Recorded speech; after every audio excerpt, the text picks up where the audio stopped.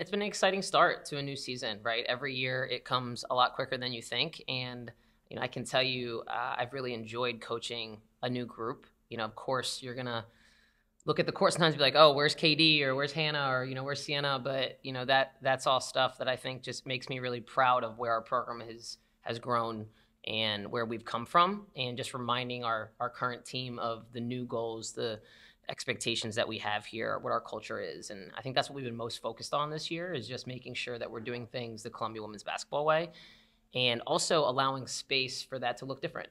So it's been fun, like I said, and I'm really eager to get started next week. Open it up for questions. Harry, you were last time. Sure, yeah. Let's do it. Great. I'll yield the floor. Coach, now, you've had some time to absorb last season. When you look back at that in the way it put Columbia women's on the map in a major way, maybe more than it ever has been, how can you look back and reflect on what that has done and build through your program?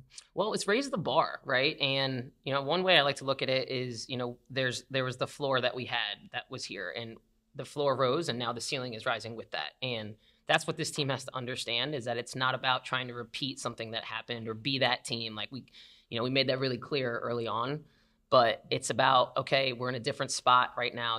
Even though we're newer, we have a lot of new faces. I still believe that we can be a great program this year. And I think there's things, as Kitty and Abby alluded to, that we didn't achieve last year that we're looking forward to getting a second chance at.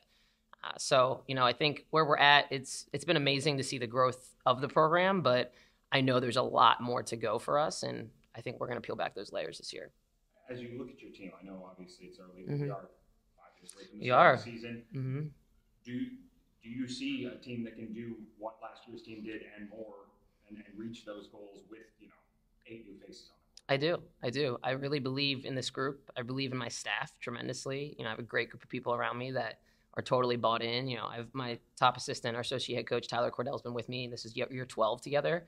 I think you win with people. And so I'm really excited to attack this season with this group. But they're extremely smart, I'll tell you that. We have more stuff in now than I ever have with any team at Columbia. Now, that doesn't mean, we don't have, a high flyer like Caitlin Davis out there or Jada Patrick necessarily, but we're different, right? And so we're adjusting to what is different, but also trying to be true to who this team is. And so I think that we're gonna have it figured out. It's just gonna take a little bit more time, probably, just like any new team would. But I know that come March, we'll be in the right place. With that, is there kind of a double-edged sword having those massive out-of-conference games early? While you're still trying to figure this out with the new team, you're playing Duke. Is it all positive because you know you'll be battle tested, or is there some negative knowing, hey, this is not the version of this team that would play this team in March? Yeah, to be the best, you have to play the best, right? And, Duke still has to prove that they're the best. That's another thing, right? I think that they, just like us, they lost their 2 best players, right? So it is what it is. It's like you look across everybody's rosters and they all have new faces. That's what the transfer portal has done to collegiate basketball. So I think Duke has to worry about us just as much as we have to worry about them. Thank you. Isabel, you have your hand up? No? All right. Lauren. Along that line, do you have a theme for this year? Like, we heard, unfinished business, revenge tour, things like that. Like, is there a theme in that respect? There is. Yeah, Maren, you're just trying to, get deep right into it right away. I like that. Yeah. I love it. Yes, we've been talking a lot about focusing on like the 24 hours in front of us. So we've been saying that internally a lot, just even saying 24 to each other, just so that we can understand that we have to learn from our past, but we got to stay focused on the decisions that we make moving forward and making those choices as a team. Also, just having one shared team ego has been a big, big theme for us. One thing I noticed, it seems like this team has propelled an increased interest in Columbia women's sports in general. I came to a volleyball match and was stunned how many people were there. So how do you feel you've seen that shift over the years you've been here as a coach, that we went from a half-belt gym, and the support you've received for winning and winning and winning is obvious, but that it's trickling down to other sports. Yeah, well, I think women's sports in general are in a great place right now, right? From grassroots level all the way to the professional level, and internationally as well, domestically, internationally. So I would just say, like, we're joining that momentum. And I think what we've been able to accomplish here, it took a lot of people to believe in something that we were doing, and to show people that it just takes a little bit of that extra help in the community around you to really build success somewhere. So, I mean, I remember when I was a student athlete here, like there was photographs of like just the player because nobody was in the stands, right? Now when people photograph our games, it's of the crowd and then the player in the corner, right? So that's how different it's been. But, you know, I think with that, it's exciting, and people want to be a part of community. That's what sports does. They bring people together, and there's nothing else like that in the world. So, you know, I've been really proud to see that. You know, I've enjoyed it. I love playing in front of a crowd too. So that's also fun for me to be home and see that happen. But, you know, I would just say the other sports have been supporting us too. Like when we were all going through, especially the pandemic, none of us playing sports, you know, our coaches community really grew close knit. And I think that is now showing off in, you know, one, the support for other sports, but also the support of each other, and knowing that, you know, we're going to have their back like they're going to have ours.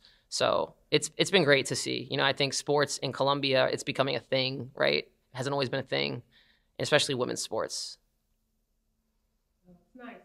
Absolutely. I went and I saw so many people for volleyball. It was really Yeah. Well, that's, you know, I think they see, like, you walk around campus a certain way, you act a certain way, you interact a certain way with people, and you'll get a response. But if you choose to perpetuate the athlete stigma on a campus like this, it doesn't do you any service, right? So I would just say our team has done a great job, I think, embodying that, but also bringing people into that. You know, they're extremely well integrated into this campus, you know, from staff, faculty, other peers.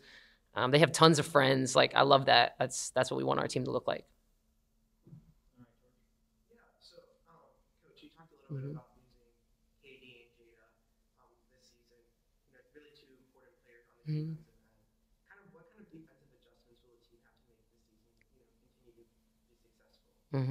Well, one thing my staff's done a great job of is we're trying to get more detail oriented with just like how we do things on the defensive side of the ball. We've known to be an offensive powered team, right? And that's partly because that's probably my fault, right? I like to coach offense.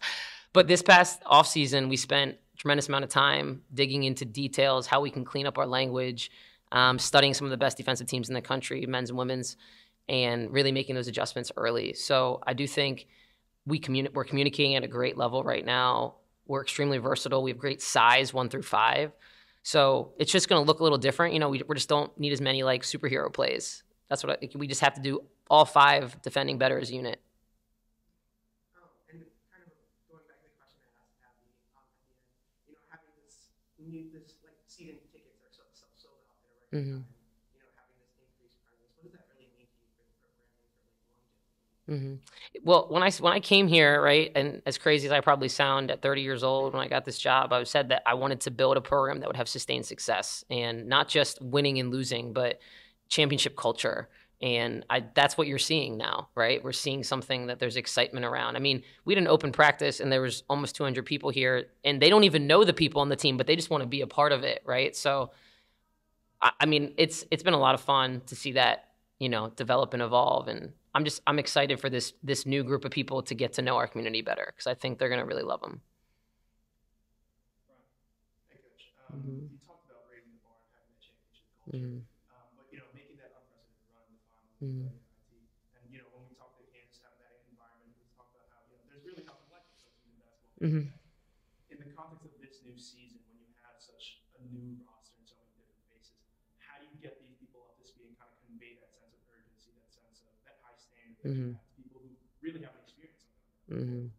Well, we've been reminding them often about, hey, you've been with us on this journey. You may not have been physically here, but every one of you bought into the same vision that the people playing the years before you did. So reminding them, like I said, constantly of where we came from, but also helping them understand how we do things culturally, right? Because, you know, I say to all of them too, like in moments when, like, you know, they're maybe feeling down or like they're making a lot of mistakes, I'm like, remember, you chose this program as much as we chose you. So it's like, let's embrace these failures. Let's fail forward. Let's really lean into our culture and trust that we can get through things as long as we do it together.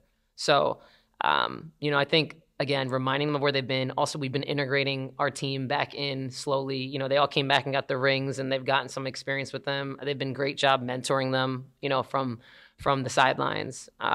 You know, they just have really close relationships with people that came before them, and I think that's important so that they know what it's like to wear this jersey. But yeah, you know, it's gonna be a new identity, which I'm excited to see even develop as this non-conference goes through.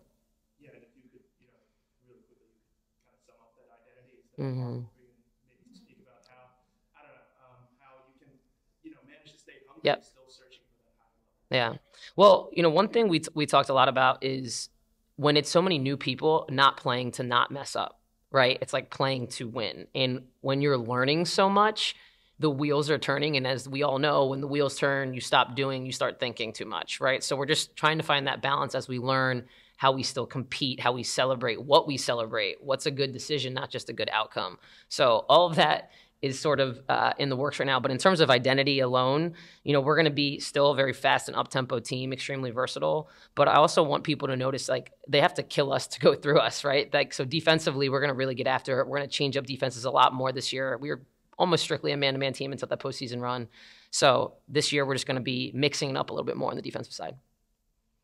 Coach, you talked a little bit about the changes in the team that you've been trying to work into the program. Can you talk about how you've been using like data analytics and your very well built out apparatus for that to help you do that? Absolutely. So a couple years ago, I guess it was just like maybe 2019-20 season.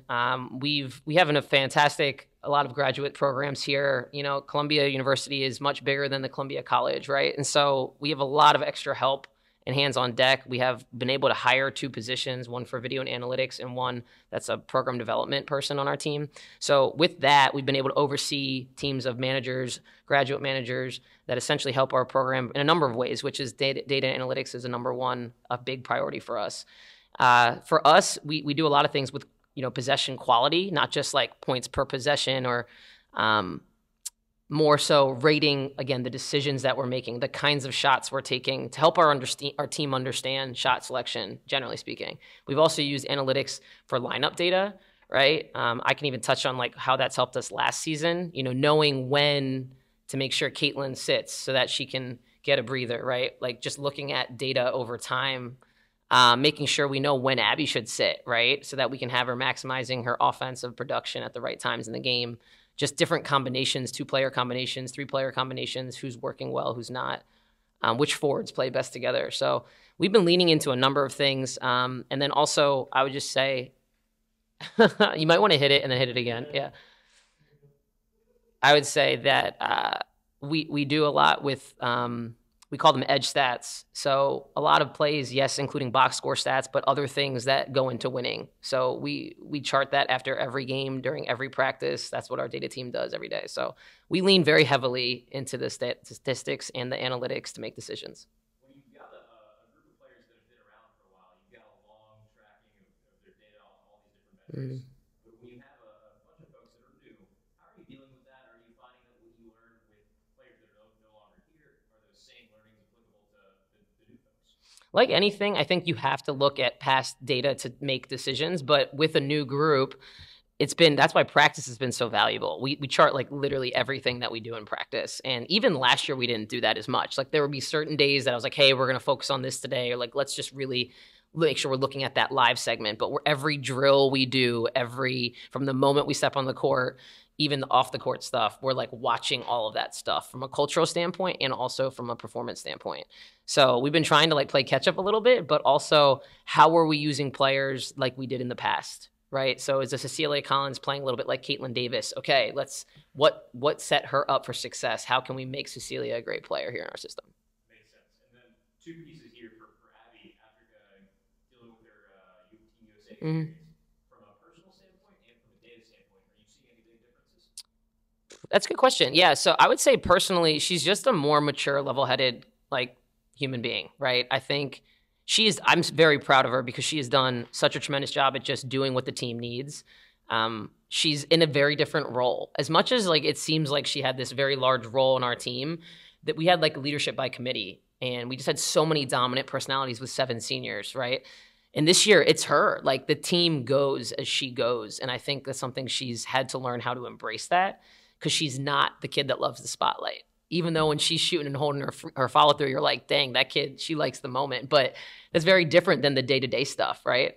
So I think Team USA showed her a lot. It was a lot of humility also in the experience, but then also showed her what it takes to be the best, because she was playing with some of the best players in college basketball. So we're seeing that, I think, in her leadership this year. And what was the other part of your question? I'm sorry. Yeah, data. Absolutely. I mean, so we do these edge stats that I was kind of talking about. She's led our team every week, and she was always in 5th or 6th place last year. So I would just say that she's defending. You know, I challenged her at the beginning of the year to be the defensive player of the year in our conference. Whether or not that happens, if she has that mindset, she's going to attack everything harder with more purpose and more intent. Mm-hmm. All right, Jen. Gonna bring you in. Hi, Megan. How are you? I'm great, Jen. How are you? Good. Just a couple questions for you. You mentioned Cecilia Collins earlier. I know she had a really good 2 years at Bucknell. I don't know much about her, but besides that, how do you think her strengths on the court complement, Abby, Kitty, your other returners? Well, that kid can really pass the ball. I can tell you that. She is so fun to watch and versatile. She's got great size. She can shoot the three. She can really score at 3 levels. Just to have another really skilled player with that size that demands a long closeout just gives us more space. The 3 of them have already started to develop really great chemistry, which has been fun to watch. And she just brings like a lightheartedness and competitive energy to everything. Like she's literally just such a joy to coach. She has been everything I was hoping she would be and more. That's awesome. And then just one other for you. How deep do you feel like this year's team is? Do you think you're going to play a lot of people? We can stick to non-conference because who knows what's going to happen in IU play. But do you see yourself, playing a lot of different people? Do you see yourself kind of relying mostly on vets? How are you kind of evaluating your depth right now? We're definitely going to be playing a lot of people. I think I'm still trying to figure out, when the lights turn on, who are good combinations, who fits well, who complements each other well. So, we've just like any team, you battle little injuries here and there throughout a preseason. So we've been able to do that kind of on a day-to-day basis. But I guarantee you'll see a lot of faces, new faces on the court this fall. Great, thank you. Mm-hmm. Thanks, John. Similar to what I asked earlier to the players, you mentioned the 24-hour mindset, but do you maybe subconsciously have any of the big games circled in your mind that you're paying particular attention to? The next one. I am such a one day at a time person that, I'm excited for if marketing wasn't talking to me about, hey, coach, when's the game time? We're printing this poster. I wouldn't even know who we were playing. I have to tell you the truth. I just know when we picked the schedule before this year who our opponents were, but it's one at a time. Stony Brook's literally my only focus starting tomorrow. And then what would a successful game on Monday look like? Getting over mistakes quickly, but I would say being the aggressor, just number one, and disruptive defensively. For us to be able to control the pace of a game against a team. This has been a team that we've kind of gone back and forth with the last 2 years. They have an experienced lead guard that has really given us problems in the past. I would say being able to contain her and also just set the tone defensively. That would be a win for me. Mm-hmm. Collectively, what do your newcomers, transfers or actual first-year kids, what do your newcomers bring collectively? Mm-hmm. They're very smart. Being able to pick up on concepts quickly, make reads. Again, like I said, we put more in than we have at this point in any other season because it's not a lot of we have to rep it out. It's, hey, we're going to do this. Let's see what this looks like, and they can pick up on concepts quickly. What has been the biggest challenge for you? That's a good question. I think, not knowing necessarily how people adjust yet, right? The college is a lot, and we have 6 freshmen, and we have 2 transfers, and what are they made of, and what does that look like? The recruiting process is very roses, 70s and sunny, right? And I would say we're not in that. There's a lot of storms now. There's bad weather days. There's rain. There's also sun, right? I think just learning how to coach 8 new players has been my biggest transition and challenge. But it's been a lot of fun. I've really been enjoying it. So it's definitely new. I guess it's worth asking, is this the largest incoming group that you, either as an assistant or a head coach? Absolutely. Absolutely. With the pandemic, this was something that I loved that we had 5 players that reclassified, right? They took the year off. And I promised our team and our staff, I was like, I will not coach a big team. We're not going to bring players in. So back-to-back years, we brought in 2 kids, right? So it was Kitty and Noah, Susie and Perry. And with the intent of I'm not just building a huge roster and kids are going to be sitting on the bench. I tell every recruit, if I'm recruiting you, you're going to play at some point in your career. And so we wanted to honor that and make sure that we were doing it the right way. This group of 6 is really unique because I think they can really help us right away. I recruit what we need, not what we have. And then the transfers were a big bonus because those were players we recruited the first time around. So we actually knew them quite well, which has eased that transition quite a lot. All right, everybody. Well, thank you so much. We're going to move back into the room across the hall where there's still food, and we'll do some one-on-ones if anybody wants to do breakout interviews or